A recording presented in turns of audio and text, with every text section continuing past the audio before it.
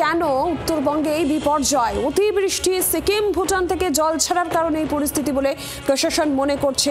যে খবর সূত্র মারফত পাওয়া যাচ্ছে, আপনাদের যে পরিস্থিতি দেখাচ্ছে উত্তরবঙ্গে, লাগাতার বৃষ্টি, ধস নেমেছে, হরপা বাঁধ, নদীগুলির জলস্ফীতি সব মিলিয়ে একেবারে বিপর্যস্ত উত্তরবঙ্গে।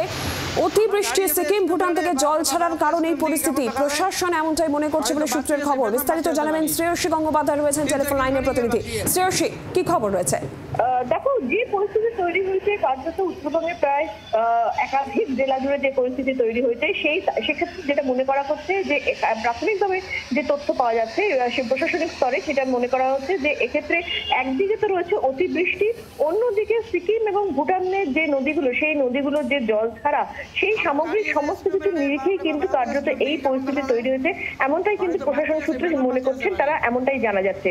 ফলে এই মুহূর্তে গোটা পরিস্থিতি যে জায়গায় দাঁড়িয়ে রয়েছে, সেই জায়গা কিন্তু প্রশাসনের তরফে মূলত রেস্কিউর দিকে প্রাথমিক নজর দেওয়া হচ্ছে। এছাড়া মিরিকে যে ব্রিজটি ভেঙেছে, সেই ব্রিজটিকে কিভাবে রেস্টোর করা যায় সেই দিকে নজর দেওয়া হচ্ছে। কিন্তু রেস্কিউ অপারেশনে কিন্তু এই মুহূর্তে প্রশাসনের কাছে মূল এবং প্রধান কাজ, এমনটাই কিন্তু জানা যাচ্ছে। শ্রেয়সী, ধন্যবাদ তোমাকে। এসেছে বন্ধু মানুষ প্রিয়া, কি বলেছেন শুনবো। আমরা যেটা প্রথম থেকে বলে আসছি যে ইন্দো ভুটান রিভার কমিশনটা না গড়লে আমাদের উত্তরবঙ্গকে বৃষ্টি এবং বন্যার হাত থেকে এবং জলের স্রোতের আঘাতের হাত থেকে বাঁচানো খুব বারবার বলেছি। কেন্দ্রের মন্ত্রী বারবার বলে যাচ্ছেন ইন্দো ভুটান রিভার কমিশন করার দরকার নেই, চিন্তা নেই। যতগুলো নদী ভুটান থেকে আসছে, ভুটানের অতিবর্ষণের এফেক্টে ফুলে ফেপে আঘাত করছে।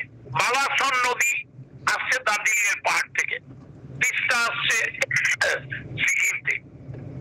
এই সবগুলো মিলিয়ে একেবারে উত্তরবঙ্গে এই চরমতম অতিবর্ষণের প্রভাব পড়েছে। বাংলার আওয়াজ, বাঙালির আবেগ, জি 24 ঘন্টা।